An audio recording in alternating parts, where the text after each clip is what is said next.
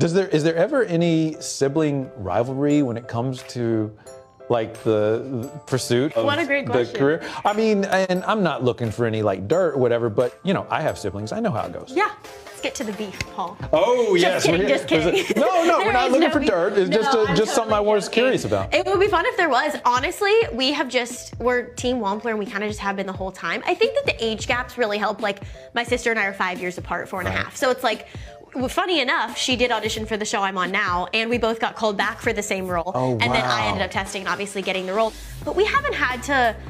It's harder to compare when it's like, oh, Phil got that audition. It's like, he's my Oh, brother I who's mean, 2 yeah, years older, no, so come we're on. all, it's definitely a collective team effort. Also, we all share the same name, so a win for one of us really is a win for all of us. Exactly. It's like, oh yeah, the Wamplers are doing that, the Wamplers are doing whatever. I love that. It's all about the support, the team effort. Yeah, one new thing for one of us is a new thing for all of us, and it's just really exciting.